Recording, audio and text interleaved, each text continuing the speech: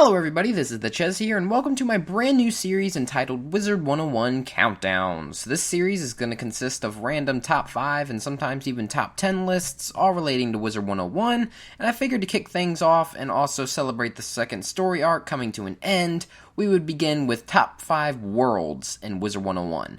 But before we hop into it, I just want to quickly point out the fact that this is going to be a heavily opinionated series. It is definitely not a factual list. It is just me and some friends coming up with our top 5 and putting it into a list for you guys, and it is completely okay if you disagree with us. In fact, I encourage you to disagree, and I would love to hear what your top 5 favorite worlds are and all that fun stuff. This is just for entertainment. Don't take it too seriously. Don't judge us on our list. It is just for fun. So let us know what you think, and hopefully we can keep this series going with some more top 5s. But anyway, let's just get into it.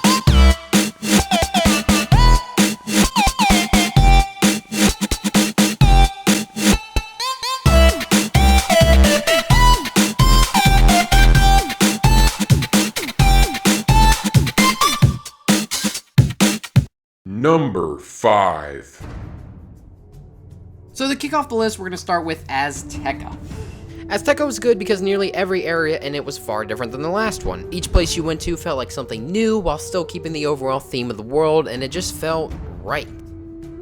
Even though the whole world was mostly centered around a jungle theme, and we've kind of seen that before, it still managed to keep things fresh, and every area you entered still felt new. And of course, there's the obvious fact that there are dinosaurs, and who doesn't like freaking dinosaurs? Like, seriously? It's dinosaurs, man! Freaking dinosaurs! Although it did have some annoying collection quests, by this point in the game you should kind of expect it, and you can't really blame it at this point. The enemies were all fun and unique, and the final dungeon was also pretty cool, but the one thing that really stands out is that even after beating the world, it still surprises you by completely changing each area to make it look like it's being bombarded by meteors. Although I kind of wish I could remember what it looked like before that, it's still a pretty cool effect, and it hadn't really been done before, so I thought that was pretty cool. Azteca had some major characters, some minor characters, some religious characters, some zip lines, some awesome plant life, and even a really sad and touching moment. Please just try to ignore the fact that this leopard is totally copying a feel. Yeah, I caught it, King's Isle. I freaking caught it. All in all, it's a pretty cool world with some pretty sweet visuals and a decent questline. There are no real complaints on my end, and I enjoyed this world quite a bit. Other than the obviously completely intentional reference to the Illuminati. But we'll let that one slide.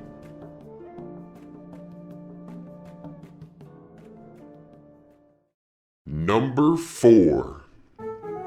Number 4 is Wizard City. Now, most people may not even really classify Wizard City as a world or even bother to put it on their list, but I figure, hey, I like it, so why not? Wizard City is up there for its obvious nostalgia factor, its memorable people and locations, and what was probably the most popular boss fight of all time, or at least when the game came out. This world stands out because literally every wizard has experienced it, everything from Bartleby and Ravenwood, to buying treasure cards at the library, to making your way through Golem Tower, and fighting your first lost soul. Wizard City holds nothing but memories for everyone. The world was sectioned off by school, featuring Triton Avenue for Storm, Firecat Alley for Fire, Cyclops Lane for Myth, Colossus Boulevard for Ice, Unicorn Way for Life, and even the hidden Death School and Sunken City for Death Wizards. Sorry, Balance. You'll get your chance. All in all, it's a memorable world, even though ironically people forget about it as a world. I still remember you, Wizard City. I still think we're friends. I still love you. So whether you are buying up regions at the bazaar, spending gold in the shopping district, or searching every corner for these little guys, Wizard City was, and still is, an enjoyable place for wizards. Time to go hang out and do nothing in the commons.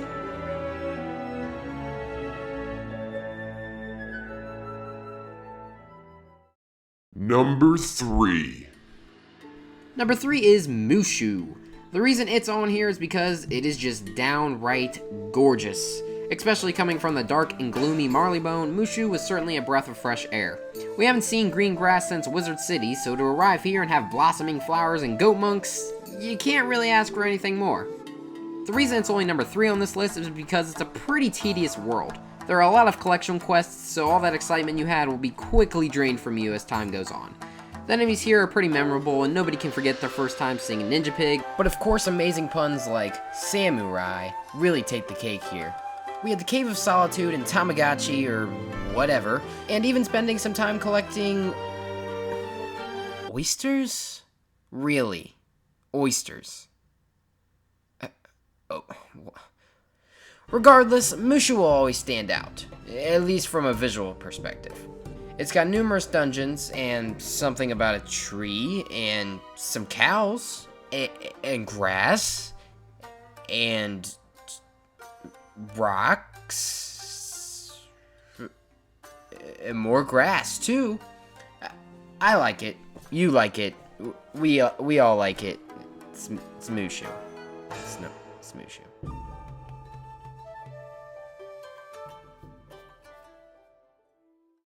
Number 2.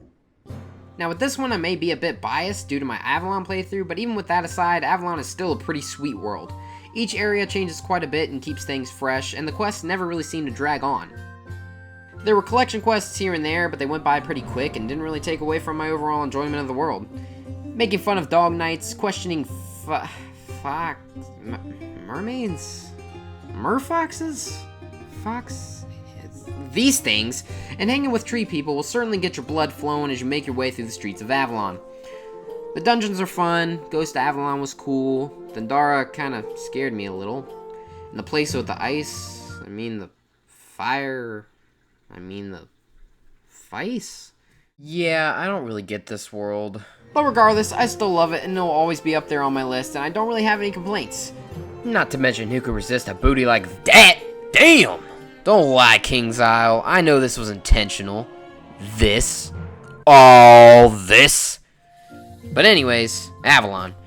You will always hold a special place in my heart. I love you. Also, just a little shout out to the plant life because these square zebra trees are pretty freaking cool. So before we get to number 1, I gotta throw in an honorable mention to Marleybone. Although it isn't actually assigned a number, I must point out that Marleybone is also one of my favorites. Although when I first went there, I must say it bugged me, I came to love it. It's the only world that has twinkling stars, air balloon rides, and cat gangsters all in the same place. It's a bit dull sometimes, but it has its moments. And doing the Clockwork Towers and Big Ben with friends will always be a cherished memory. Even you, weird cat mime. Even you. Number 1. So Crocotopia. Not exactly what most people would have thought, and probably not most people's favorites. In fact, I might be the only one that likes this world. But hey, screw you. Crocotopia will always be my favorite place. When I started playing the game, much like everyone else, I fell in love with it instantly. I bought some crowns so I could go to the first couple areas in Wizard City, but eventually I grew up enough that I could go to the next world. So instead of just continuing to buy crowns, I eventually pestered my parents enough to let them get me a membership, and then I went into Crocotopia for the first time, and I was in awe. To me, it was just a really cool world, and it was so different than Wizard City that I was excited. I was very excited to play through this game, very excited to play through this new world, and just very excited to see what this game had to offer. It was a very nostalgic experience for me, and it was very uplifting and happy, and it was just a cool moment, it was a cool world. From the pyramid, to the crocodiles, to the sand, and the sand, and more sand. Crocotopia was just a fantastic experience. Everything in it just really flowed together nicely. I always liked how similar to Wizard City, the world was sectioned off with the Palace of Fire, the Crocosphinx, and the Tomb of Storms. Another reason Croc stood out to me was because it was the first world to really introduce hitting buttons and the little puzzles and the giant head that eats wizards. Seriously? Are we not going to talk about that? And when you first find the secret shop in the sky, you can't tell me that you didn't try to brag to your friends, even though they probably already knew it existed, but you still tried, and you get an A for effort. From the dig site to the frozen lake where they keep their slaves. Seriously, what is wrong with you, King's Isle? Crocotopia is just a fantastic world, and that's really all I have to say. I just love it. 10 out of 10. Would beat again.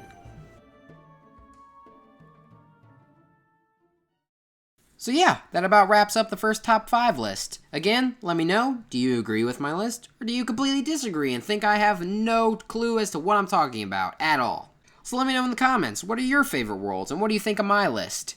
Also, be sure to let us know what you want us to do a top 5 of next. We definitely take your ideas into consideration, and there isn't really any release date for these. They just come when they come, because they actually require quite a bit of work, and I actually have to, write scripts and stuff, and it's hard and whatever. But they'll come when they come. That's about all I can say. So yeah, give me your opinions. If you like this, be sure to leave it a like, and let us know what you want us to do next. And I will see you later, peeps!